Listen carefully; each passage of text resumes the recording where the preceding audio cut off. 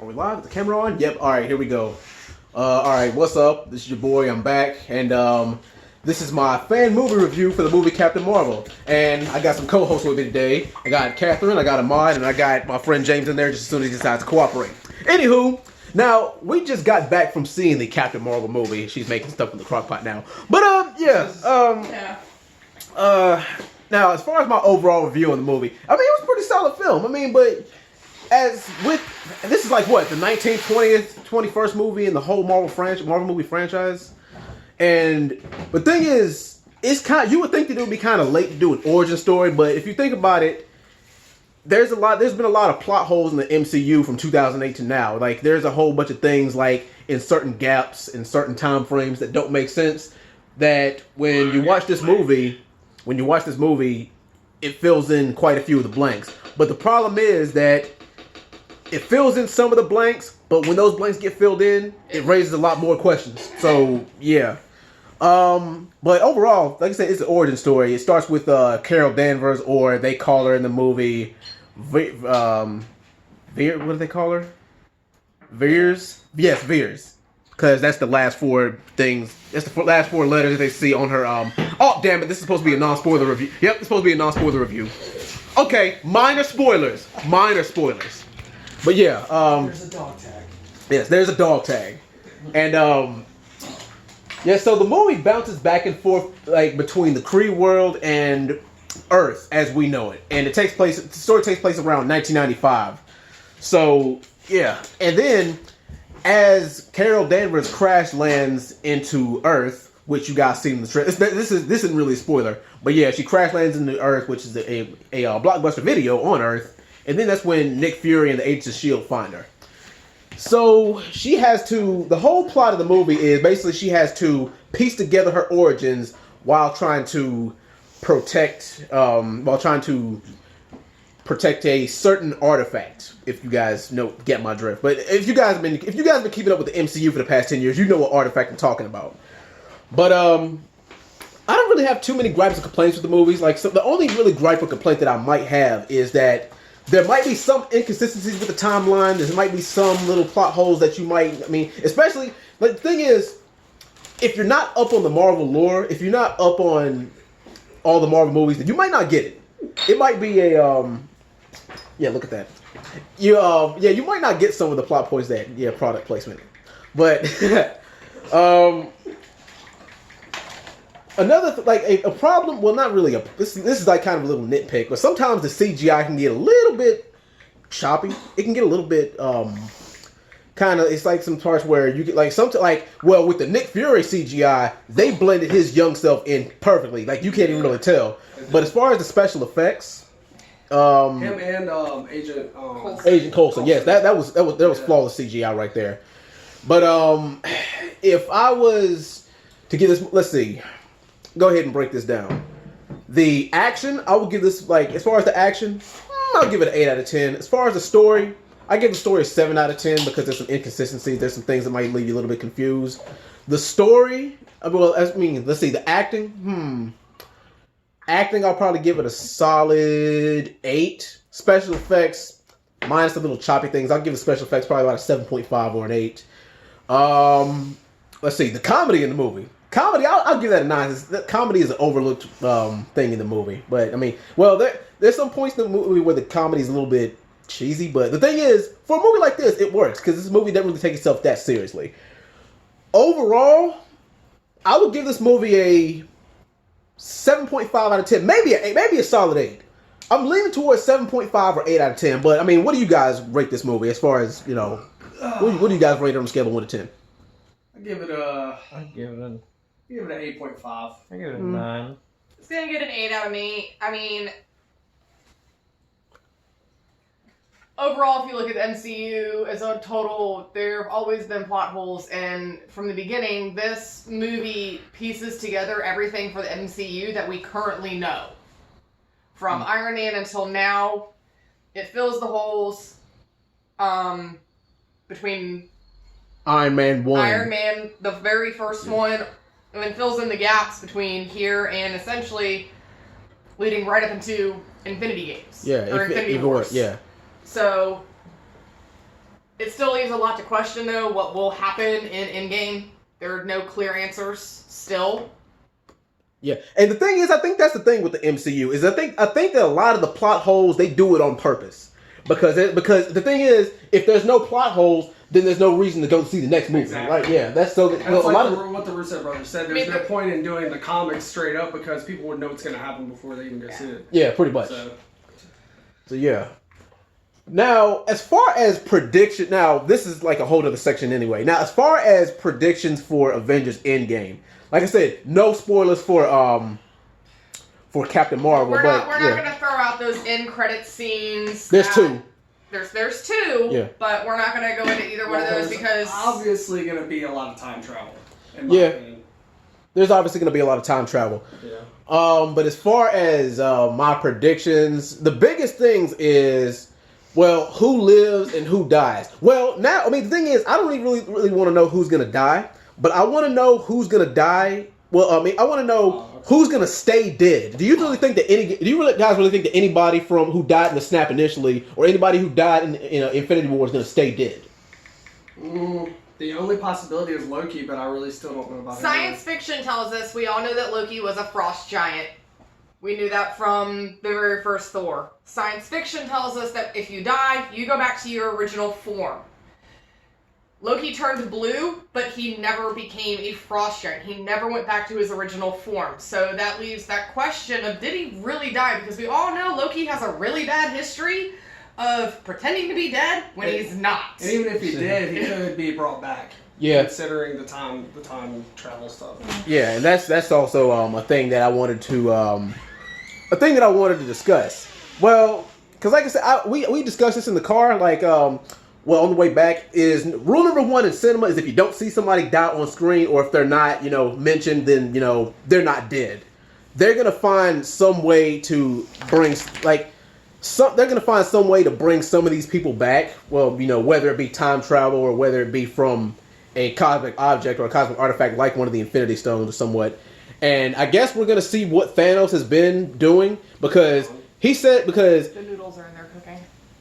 Because you notice how a lot of villains, a lot of movie villains, they have a very dry method. Because Thanos in the Infinity War, he said, well, when Doctor Strange asked him, and that's another thing, the Doctor Strange plot hole. Now the Doctor Strange plot hole is because Doctor Strange seen every last possibility. So he had to have seen every last thing coming between now and Infinity War, or between now and Avengers Endgame. Because he looked into alternate futures to see what was going to happen. So that means that he had to have known about Captain Marvel. Am I right? And he looked forward to millions of different possibilities. So he knew. He just didn't say anything. Yeah, because it would have messed up the timeline even more. Yeah. So yeah. Now, personal opinion, do I think Captain Marvel is stronger than Thanos? Absolutely. Oh yeah, definitely. Not on her own? On her own. Oh yeah, you're right about that because Thanos is weakened because he can't use the gauntlet. His gauntlet is melted. The stones are possibly no more because they were used for such an extraordinary act. Captain Marvel is a power in her own. Whatever, no spoilers, but whatever she took on throughout the course of the movie, that power is just so... I mean, no questions asked. She's stronger than Thanos. She's stronger than any other Marvel character that we have seen to date. I think a lot of Marvel characters are stronger than Thanos. Well, especially right now. I mean, it's the stones. Yeah, until he steals the stones. But thing is, in the comics, he could whoop all their asses without the stones. Yeah. But like with the stones, he's a god. So the only stone he was missing was Vision's stone, and Captain America stopped his punch. Yeah, but see, you actually saw that look in Thanos' face when he's like, huh? Threw a punch at Captain America and he stopped it, and you almost saw this kind of like, what? But thing is, that's also an inconsistency too, because he whooped the Hulk's ass with only one stone. But they say that's because... You gotta think, the Hulk had just come off a period of the past 4 years as being the Hulk, yeah, and finally being human again. And he also wasn't angry enough. Yeah. And that leads into the whole into the whole Loki thing too, because some people thought that Loki used the Mind Stone at the last minute to control Bruce Banner to turn him back into the Hulk. Well, it's possible. That's a possibility too. Yeah. So some questions were answered, some weren't. So we're just gonna have to honestly wait and see what happens a month from now. Yeah. Will we have all the answers then? Possibly not, because we know MCU is going to continue to move forward even after Endgame. Yeah. Guardians. Yeah, Guardians 3. Adam Warlock. Yeah. We got Spider-Man with Mysterio and the Elementals. And when is MCU ever going to move forward and actually tackle the Celestials? If probably they ever do. In the Doctor Strange sequel, probably, because the staff of they alluded to the staff of the Living Tribunal, and they alluded to the other Celestials in there.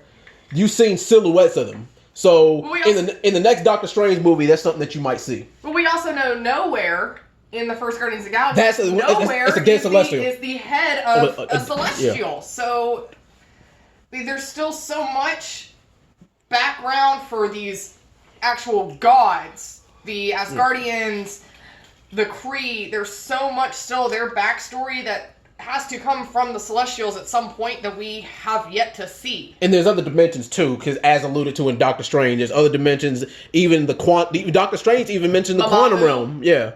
Mm-hmm. Dormammu, like he said, he even mentioned the quantum realm, which is popped up in Ant-Man and the Wasp, and it's been alluded to in all the other Ant-Man movies.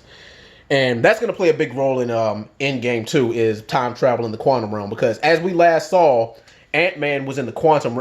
Spoiler alert for people who have not seen Ant-Man. If you've watched Ant-Man, then I mean, if you've seen Captain Marvel, then you know damn well that you have no business watching this damn review. But yeah, like I said, spoiler alert for people who have not seen Ant-Man and the Wasp. And if you haven't, then you've been warned. But yes, Ant-Man is trapped in the quantum realm at the end of Ant-Man and the Wasp, and even that's the ending also of Infinity Wars is the snap. The Doctor, his wife, and his daughter both turn to ash, while Ant-Man himself is trapped in the quantum realm in the back of his van. But you notice what he said, right, before he went into the quantum realm. Janet Van Dyne said, don't get sucked into a time vortex because it won't be able to bring you back. Yep. So that also is so he's gonna have to make a choice. Well, it's gonna be an obvious choice, because he's either gonna be stuck floating in the quantum realm, or he's gonna have to go through one of those vortexes. But thing is it gonna spit him out in the past, or is it gonna spit him out in the future? Because if you saw in the first Endgame trailer, they said he's like, is this a message? Cap and Black Widow was like, is this a message from the past? Not necessarily a message from the past. It's just that when they see the initial video of Scott roll up in his old van, which we all know at the end of Ant-Man and the Wasp was parked on a roof, and he was trapped in the quantum realm. When they slowed the video down and stopped it on that clip of him being at the gates of the Avengers office or whatever in Avengers New York, complex, you slow it down and you look at the timestamp on that. That looks to be from like the 1980s. So it's up in the air. Yeah, it's up in the air. There's a lot of questions to be asked. We also know that there were Easter eggs from other trailers that showed that moment where Scott Lang was trapped in the quantum realm, and in the background there was this little bubble, and in that bubble looked to be a city. Yeah. So did he go into that vortex and come out on the other end 30 years ago?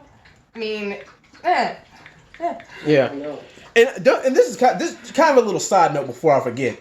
Don't you guys think that it's weird how in the snap, the snap is 50-50, and the snap does not discriminate on who it chooses to, whether you live or die. It's pretty much a coin toss. But don't you guys feel like it's weird how out of all the Guardians, Rocket was the only one who survived the snap?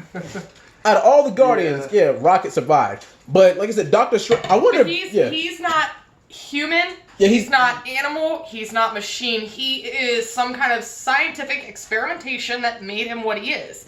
Almost kind of like Nebula. She wasn't human, but she wasn't Kree. She was a mixture of all kinds of different things. But did that protect him from the snap is what I'm trying to get at. I think so, because all life. So technically, if you look at them, they're not really a living. They're a mix of different things. Nebula's half Kind of machine. like a cybernetic organism or They're something. both half machine, so they're not necessarily a living life form. If you take that kind of perspective of it, they're But if you half want to go, machine. but if you want to go that route, if you want to go that route, if he didn't get, if Vision didn't get his head ripped off by Thanos, would he have survived the snap? Because he's not human. Probably. Possibly, Yeah. but he was also wounded from a weapon that came from outer space.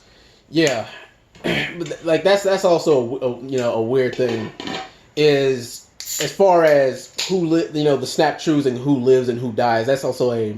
It basically killed every MCU character that was introduced in the past 5 years. But see, this it kept the originals, killed the newer But that's the characters thing. that we've seen, minus Rocket.